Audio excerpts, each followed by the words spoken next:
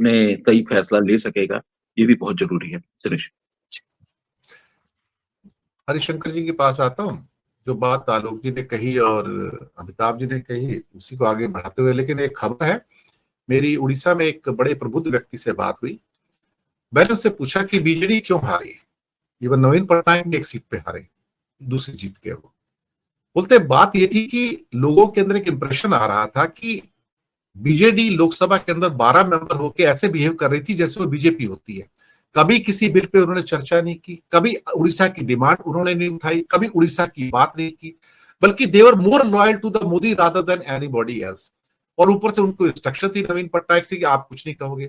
थोड़े बहुत question BJP के मेंबर उठा लेते थे क्वेश्चन आवर में, बीजेडी वाले वो भी नहीं उठाते थे कि उड़ीसा के बारे में डिमांड करो। और हर बिल के ऊपर, इवन जो न्याय संहिता वाले आईपीसी वाले जो बिल थे नई, उसके ऊपर भी उन्होंने कोई क्या कहते हैं बहस को अंजाम देना उचित नहीं समझा।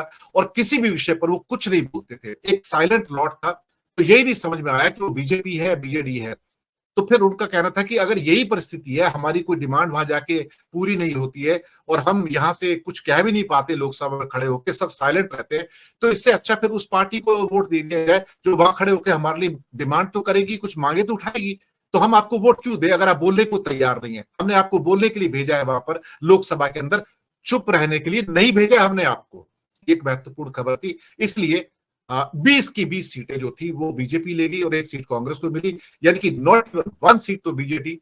That is the major reason in Orissa की उनको पूरा का पूरा मटिया मेट कर दिया, खत्म कर दिया, क्योंकि वो कुछ बोलते ही नहीं थे। हरिशंकर जोशी जी, उत्तर प्रदेश में क्या हुआ सर?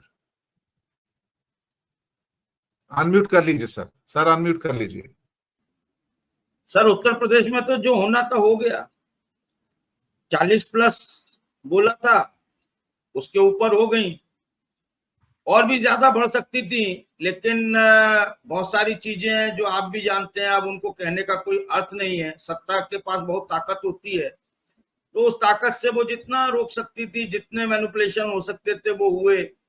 खासतौर से जो घर घर जाकर वोट डलवाए गए, उनमें जो हो सकता था वो उन्होंने भरपूर किया। और अगर जांच हो जाए तो बहुत सारे वोट ऐसे भी निकलेंगे उस फर्जी, क्योंकि वोटर लिस्ट ली और वो करवा दिया काम। वो वहां पर है ही नहीं, मौजूद ही नहीं है। लोग कुछ ऐसे हैं जो इस दुनिया में मौजूद नहीं है, लेकिन उनके वोट डल गए हैं।